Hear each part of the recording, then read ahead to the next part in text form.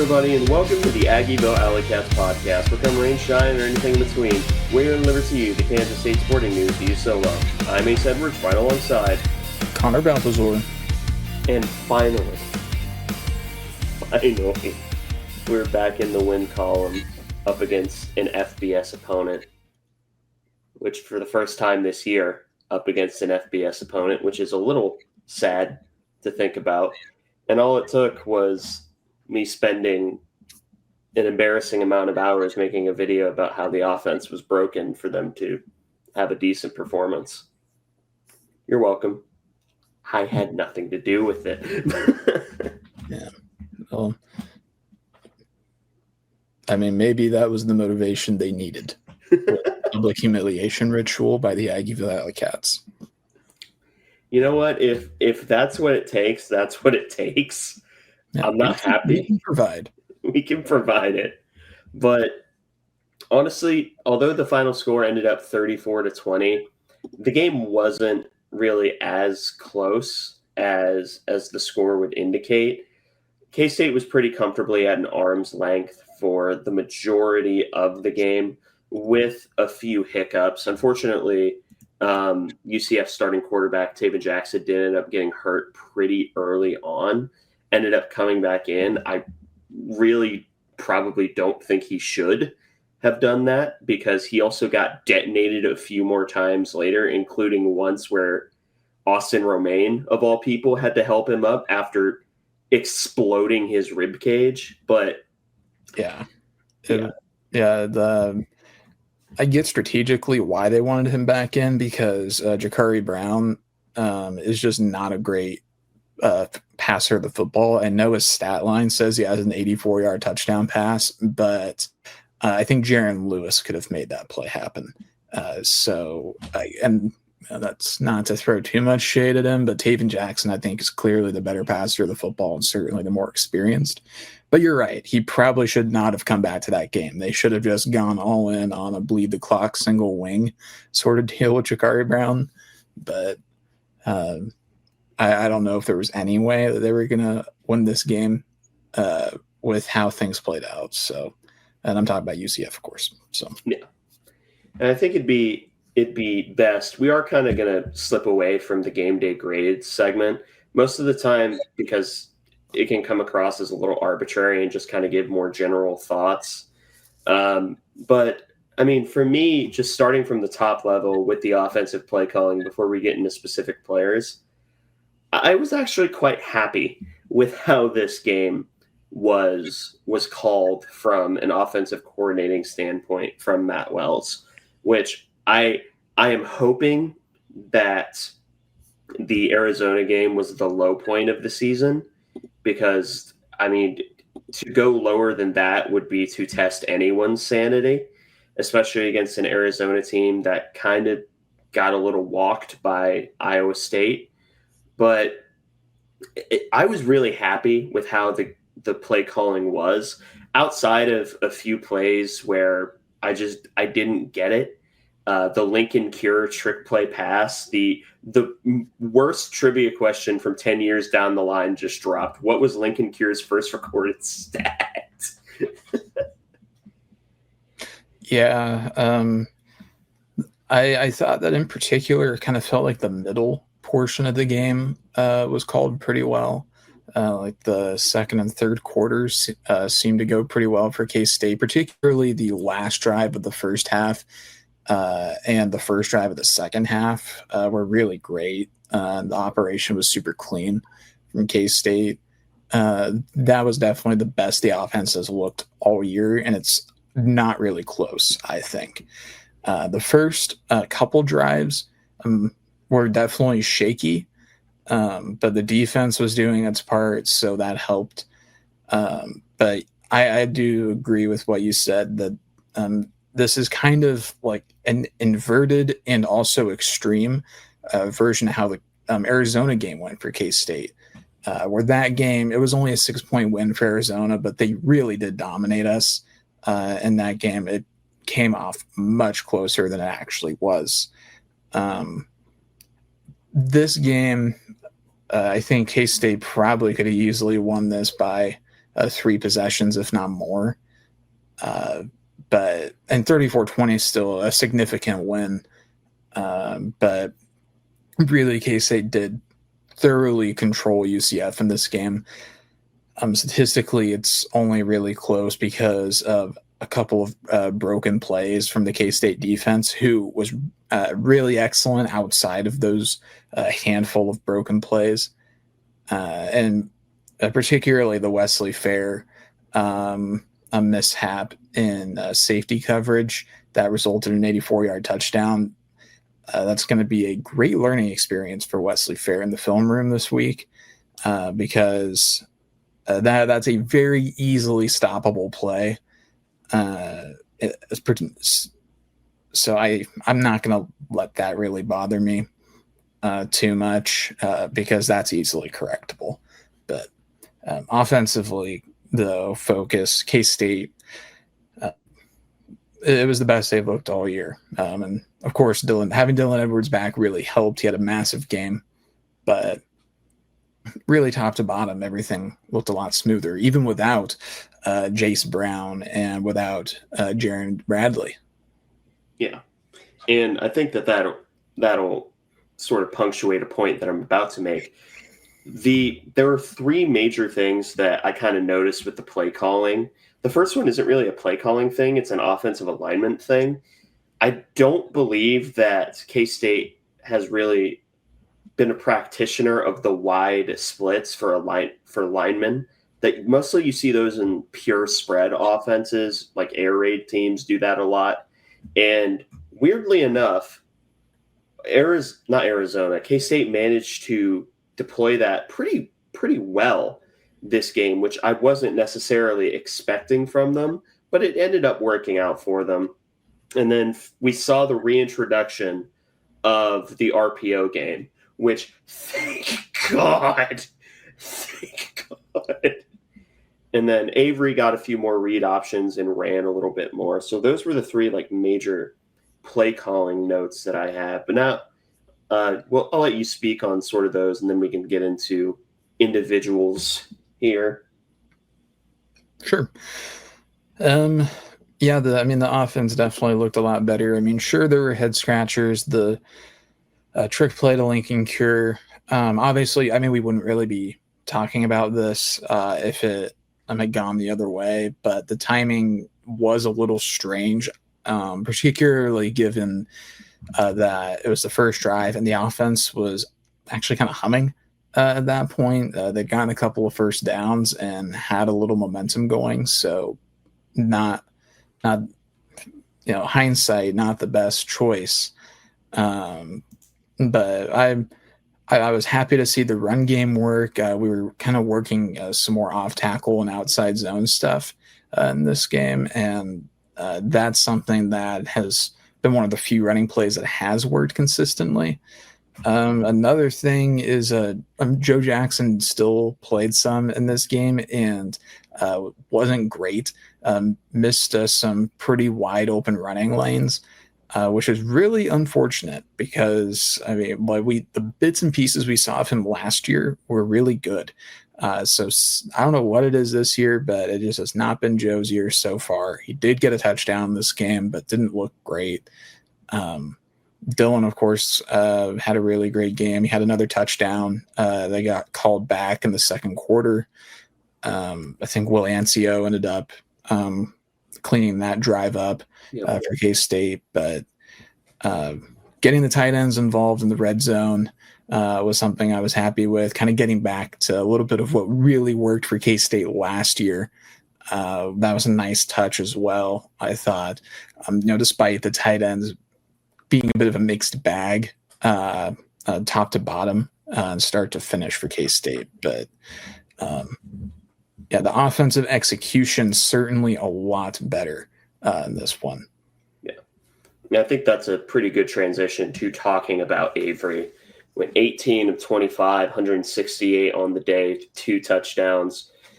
I thought he played well. This isn't the best we've seen Avery Johnson play in either the running or the passing game. That would be Texas Tech and West Virginia last year, respectively. But to see him bounce back after a frankly putrid performance up against Arizona. I thought that was really encouraging to see him operate that well as a passer. And then, of course, in the running game, he got 12 carries for 75 yards, and he finally was running the ball. Though we'll give him his spotlight, obviously, but there's also another quarterback who ran the football, which I did not see coming. Yeah, that was wildly surprising. The first snap he took, I did not see the Avery was split out wide, and there was about a 45-second point period of time where I thought that we actually benched him, and I was very surprised by that.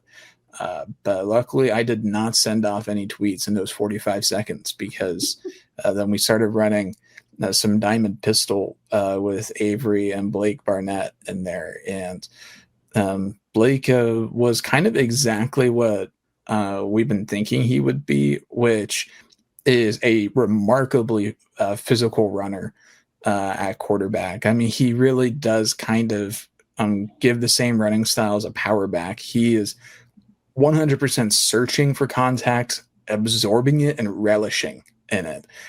He was lowering his shoulder consistently and was actually a very effective runner in the bits that he got.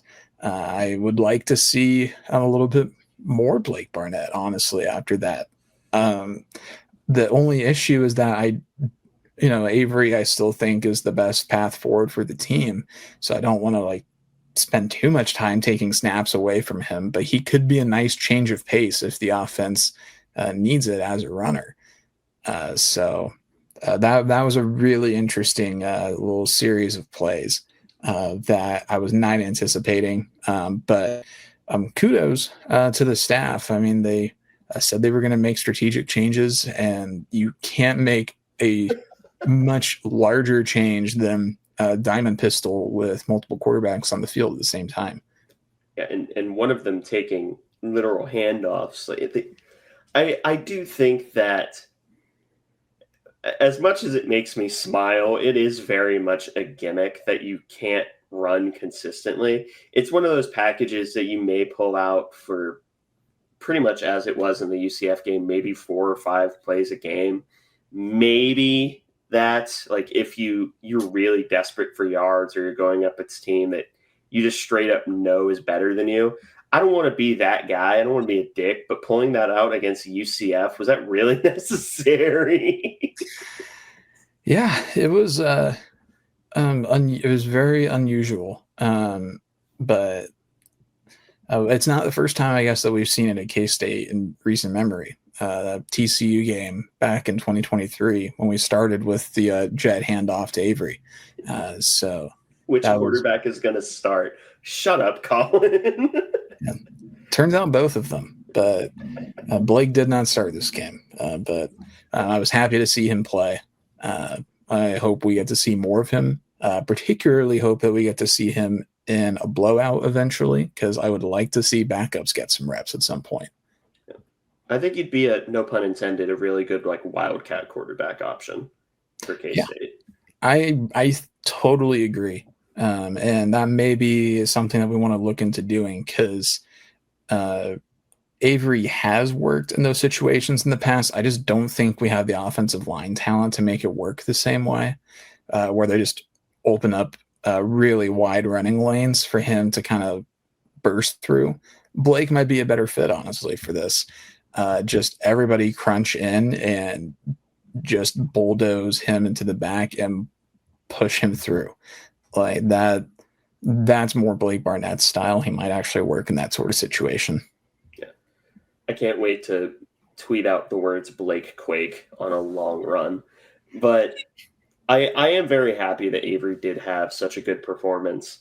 And we'll talk about the receiving options, because I think there are 3 major stories to go into with the receiving options. No, I'm saying options, which includes tight ends. Firstly, this was the Jerron Tibbs game.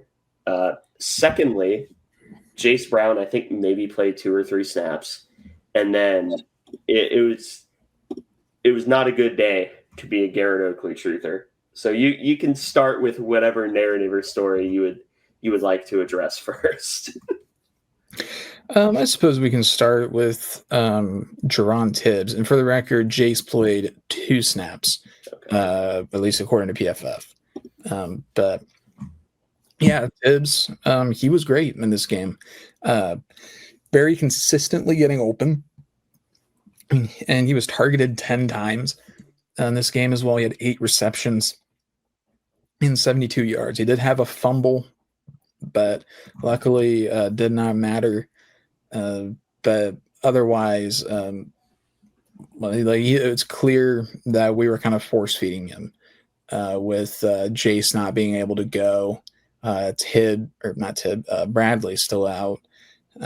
So that definitely set us back a little bit. But I was pretty happy with how Tibbs performed this game.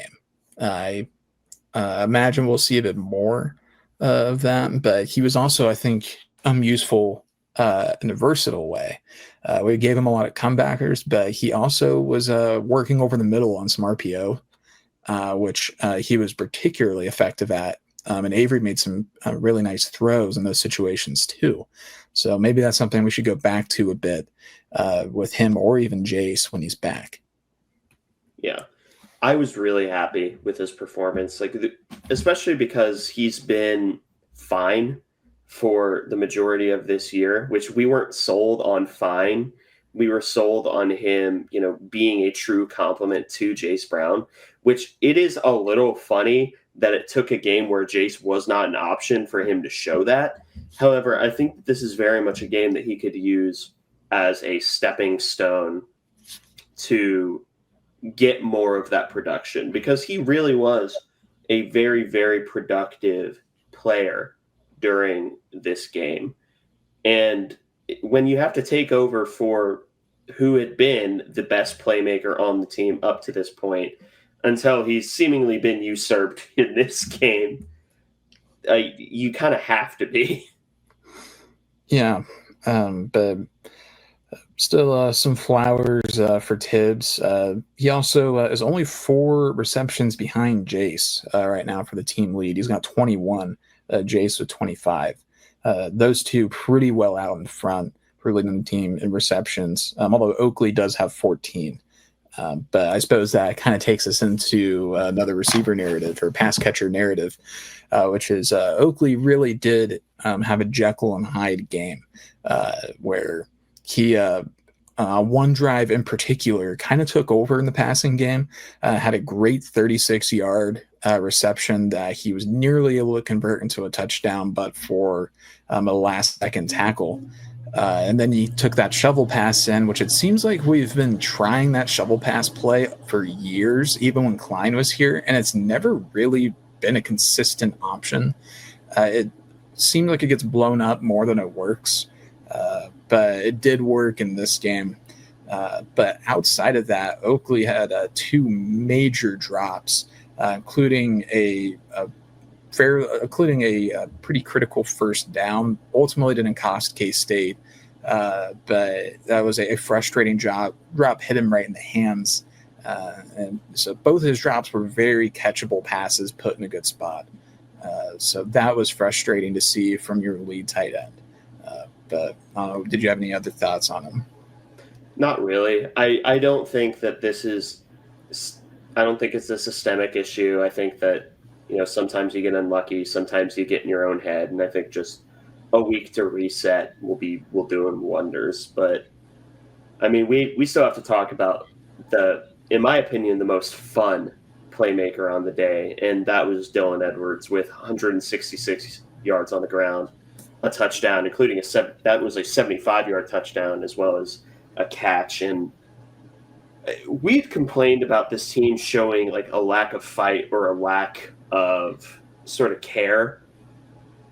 Dylan Edwards took that personally because, I mean, he was, for want of a better term, he was the juice man in this game. Like, he was popping up. He was, mouthing off a little bit, which, honestly, good. I will take that. I will take that from a team that has shown nothing in the way of fire the entire year.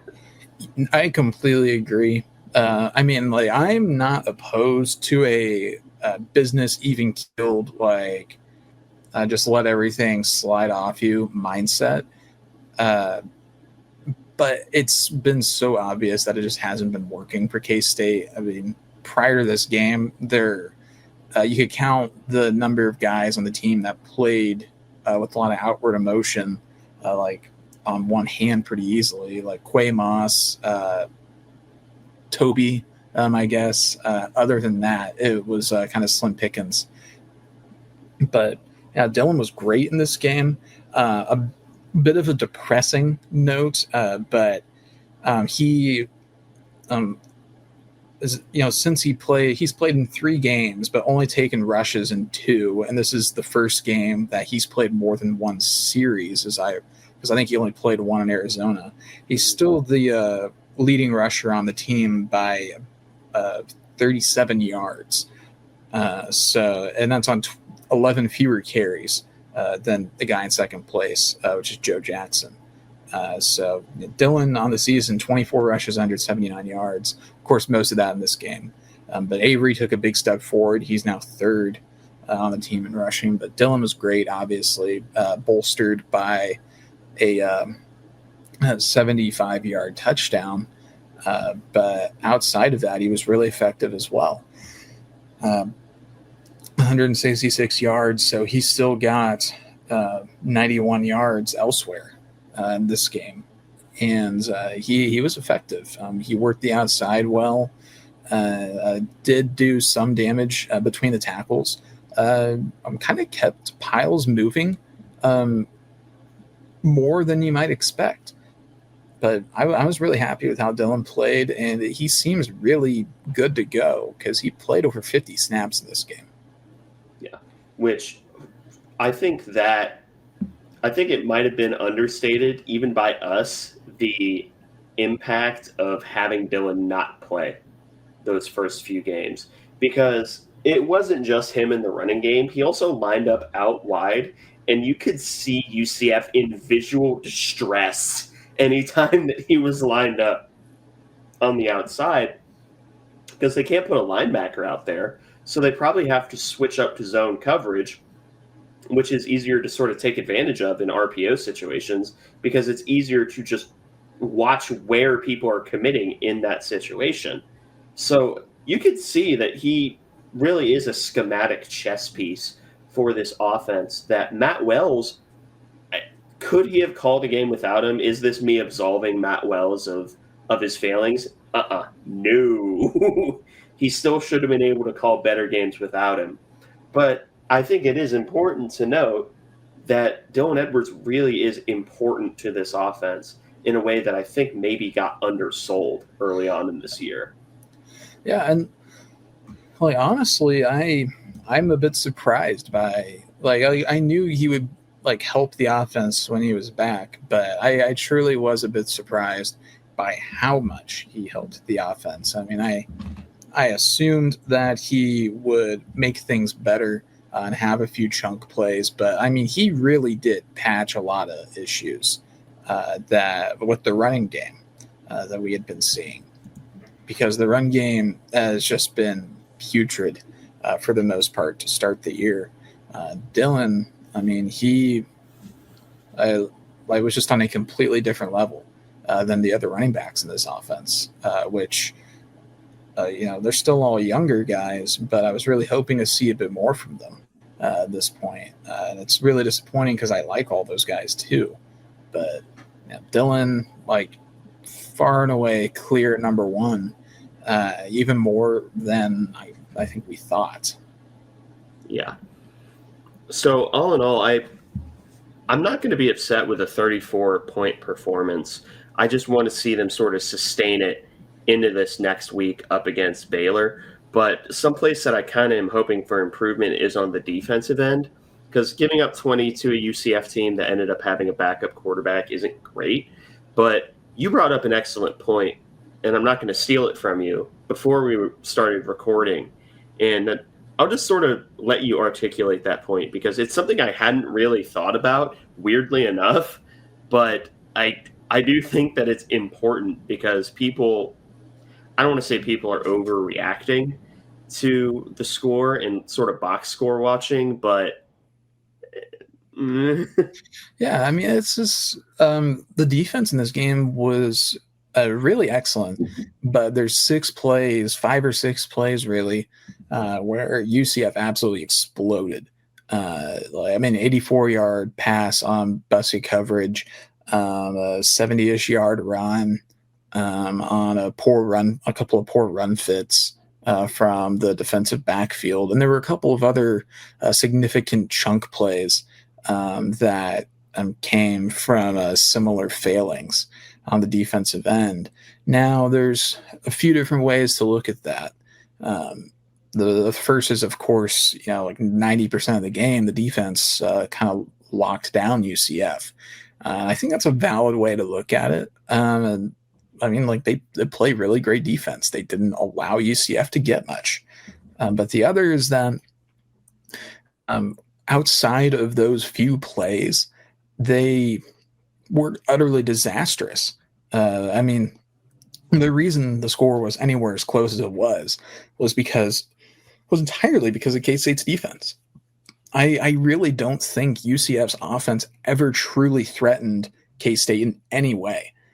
I at no point was I genuinely worried about the UCF offense's ability to move on the defense with any sort of consistency. It was entirely explosive plays from shooting ourselves in the foot, which, to be fair, is much better than what we've seen from the defense up to this point, where we let North Dakota drive on us like crazy. We couldn't stop Army at all. We let Arizona run wild all over us. So this is an improvement, but that doesn't mean it's where we should hope things stick, because this is a game that could have very easily been like 34-10 or even 34-3, but instead you give up an 84-yard pass play to a poor passing quarterback on a coverage bust. And it was a very easily fixable coverage bust. And even if you still give up the catch, better safety play stops it at about 20 yards instead of play a stick on the guy, and then you either force the PBU or stop it right there. Not to interrupt you, but like that, I still cannot get over that rep. Yeah, that was not a good rep at all from Wesley Fair. But again, in the long run, a couple of bad angles. That's frustrating to see the defense kind of give up these major chunk plays to a defense, or to an offense, I should say, that I think we outclassed in basically every measurable way. But despite that, this was still a step forward. 20 points. I mean, you'd prefer to keep it less, but it's not insurmountable, of course, as we saw. But the defense still needs some work. Kind of similar issues like last year with the trunk plays. Yeah, and that's really all I have to say, like more generally about the defense. But there are a few sort of standout performers to me. There are kind of 3-4 that come to mind. The first one, and the one that I shouldn't be surprised by, but I still find myself being, is Logan Bartley, who actually ended up leading the team in tackles. You want to talk about it? You put him and Quay Moss in a room together, I think that like dead people might rise and be like excited to play a football game, because both of them just have this innate fire that they play with. And Quay Moss wasn't included on the list. The list was Logan Bartley, Austin Romaine, Tobias Nsonmi, and did I say Romaine already? I may just mean 3. Okay, so yeah, it was Austin Nsonmi, Bartley, and Romaine. You can throw Quay Moss in there as well. But yeah, I thought all of them had really, really good games. Tobias Nsonmi registers a sacks, probably should have gotten credited with 1.5. I think that they ended up giving the full sack to Travis Bates or Quay Moss. But I was really happy with how all of them played. But, I mean, Logan Bartley and Quay Moss, both of them just lightning rods of energy. And then, of course, I'll let you talk about the the hilarious interception by Quay Moss. Yeah, I mean that was this had been like a more high profile game. That's the sort of pick that would have gone viral. I saw a few social media accounts kind of trying to make it go viral, but just didn't really catch. But it was a incredible interception. I didn't realize that it had been picked for a couple of seconds. I kind of had to judge based off of the crowd reaction and the sideline